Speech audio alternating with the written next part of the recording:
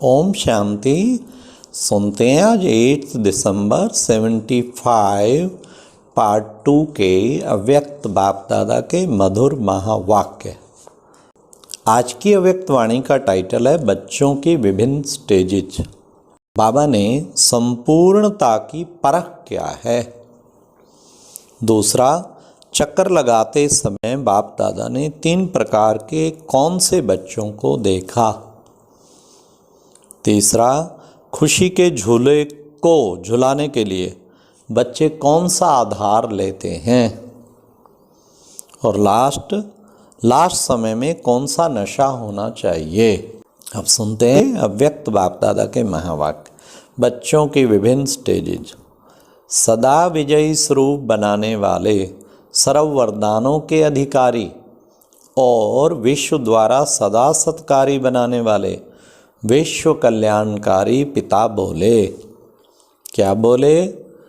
अशरीरी भाव यह वरदान प्राप्त कर लिया है। जिस समय संकल्प करो कि मैं अशरीरी हूँ, उसी सेकंड स्वरूप बन जाओ।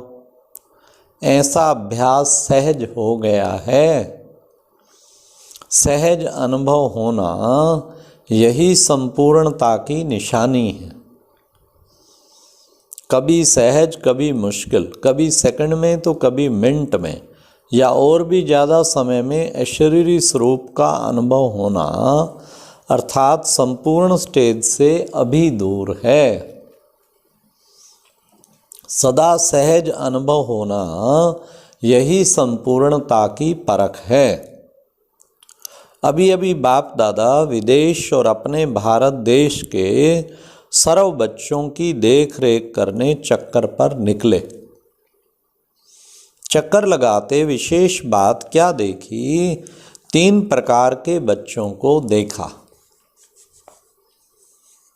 नंबर 1, ज्ञान रत्नों और याद की शक्ति के द्वारा सर्व शक्तियों को स्वयं में संपन्न करने वाले निरंतर चैतन्य चात्रक, जो हर सेकंड लेने वाले अर्थात धारण करने वाले, जिन्हें सिवाय प्राप्ति के या स्वयं को संपन्न बनाने के और कोई लगाव नहीं।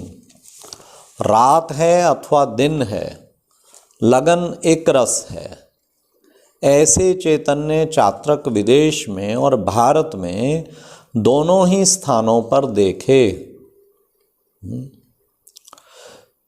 दूसरा, सर्विस की लगन में मगन, दिन रात सर्विस के प्लान्स बनाने में व्यस्त, सर्विस के फल स्वरूप स्वयं में खुशी का अनुभव करने वाले, लेकिन सर्व शक्तियों का हर संकल्प में माया जीत बनने की शक्ति व अशरीरी भाव के वरदान की प्राप्ति का अनुभव करने में सदा एकरस स्थिति नहीं। खुशी का अनुभव विशेष, लेकिन शक्ति का अनुभव कम करने वाले, नॉलेजफुल का अनुभव ज़्यादा और पावरफुल का अनुभव कम करने वाले, ज्ञान का सुमरण ज़्यादा, समर्थी स्वरूप कम, ऐसे बच्चे भी देखे। तीसरा, दिन रात मंजिल को सामने रखते हुए, संपूर्ण बनने की शुभ आशा रखते हुए, सदा पुरुषार्थ में व्यस्त, पुरुषार्थ में समय ज़्यादा और प्राप्ति के समय कम अनुभव करने वाले, किसी न किसी समस्या का सामना करने में ही ज़्यादा समय लगाने वाले, मुश्किल को सहज बनाने में लगाने वाले, ऐसे बच्चे बहुत समय युद्ध स्थल में ही स्वयं को अनुभव करने वाले हैं। अतीन्द्रिय सुख के झूले में अर्थात प्राप्ति के अनुभव में कम समय रहने वाले, ऐसे भी बहुत देखे। पहले नंबर के चात्रकों की स्थिति सदा यही रही, जो पाना था वह पा लिया। अब समय भी बाकी थोड़ा रहा है। दूसरे नंबर वाले जो सर्विसेबल, नॉलेजफुल, ज़्यादा पावरफुल कम थे, उनकी स्थिति यह रहती है कि पा लिया है, मिल रहा है और निश्चय है कि पा ही लेंगे। खुशी के झूले में झूलते हैं, लेकिन बीच बीच में झूले को तेज झुलाने के लिए कोई आधार की आवश्यकता है। वह आधार क्या है? कोई अन्य द्वारा की हुई सर्विस प्रति हिम्मत उल्लास दिलाने वाला हो, अर्थात बहुत अच्छा करने वाला हो। नहीं तो खुशी का झूला झूलते झूलते रुक जाता है, तो रुके हुए को चलाना चाहिए। पहली स्टेज वालों को का ऑटोमेटिकली झूला है, और तीसरी स्टेज वालों की स्थिति बाबा ने कहा उनको पहले वाले तो सेल्फ स्टार्टेड और दूसरी वालों को वाह बड़ा अच्छा, बहुत सुंदर। जब तक वो ये नहीं सुनते तब तक उनका झूला नहीं झूलता, फिर रुक जाता है। बाबा ने कहा पहले वाले ऑटोमेटिक झूला है और दूसरी वालों को चलाना पड़ता है। तीसरी स्टेज वालों की स्थिति कभी प्राप्ति व विजय के आधार पर अति हर्षित और कभी बार बार युद्ध की परिस्थिति में थकावट अनुभव करने वाले, किसी न किसी साधन के सहारे पर स्वयं को थोड़े समय के लिए खुश अनुभव करने वाले, कभी खुश कभी शिकायत, क्या करूं कैसे करूं, कर तो रहा हूं, इतनी मेहनत कर रहा हूं, मेरी तकदीर ही ऐसी है, ड्रामा में मेरा ऐसा ही पार्ट नूंधा हुआ है और कल पहले इतना ही हुआ था। ऐसे कभी ऊंचा कभी नीचा इसी सीढ़ी पर चढ़ते उतरते रहते हैं। ऐसे 3 प्रकार के बच्चे देखे। समय के प्रमाण वर्तमान स्थिति हर समय सर्व प्राप्ति के अनुभव की होनी चाहिए। अब यह लास्ट समय युद्ध में नहीं, लेकिन सदा विजयीपन के नशे में रहना चाहिए। लास्ट टाइम की निशानी बाबा ने कहा युद्ध नहीं, हर वक्त विजयीपन का नशा, क्योंकि बाप ने सर्व शक्तियों का मास्टर बना दिया है, स्वयं से भी श्रेष्ठ प्राप्ति का अधिकारी बना दिया है। ऐसे मास्टर व सर्वाधिकारी दूसरी व तीसरी स्टेज के अनुभव में नहीं, लेकिन फर्स्ट स्टेज के अनुभव में रहनी चाहिए। विदेशी ग्रुप जो लास्ट इज फास्ट कहलाते हैं और फास्ट इज फर्स्ट कहा जाता है, तो जो भी विदेशी ग्रुप आया है वह सब फर्स्ट स्टेज वाले हो ना। बाबा पूछ रहे हैं फर्स्ट स्टेज वाले ना, फर्स्ट स्टेज अर्थात सदा अनुभवी मूर्त, हर सेकंड अनुभव में मगन रहने वाले, ऐसा है ना। कभी और अभी कहने वाला नहीं, कभी यह होता है कभी वह होता है, यह नहीं, सदा एक के रस में रहने वाले और एक के द्वारा सर्व अनुभव पाने वाले, उसको कहा जाता है फर्स्ट। बाप दादा को भी ऐसे लास्ट सो फास्ट वाले बच्चों पर नाज है।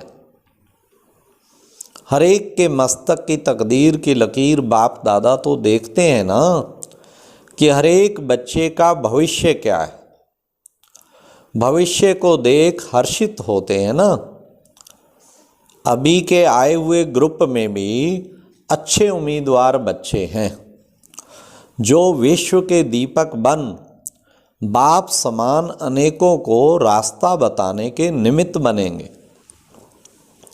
अभी तो विशेष विदेशियों के अर्थ है ना, कुछ यहाँ बैठे हैं सन्मुख और कुछ विदेश में दिन रात इसी ही याद में रहते हैं। वह क्या अनुभव कर रहे हैं?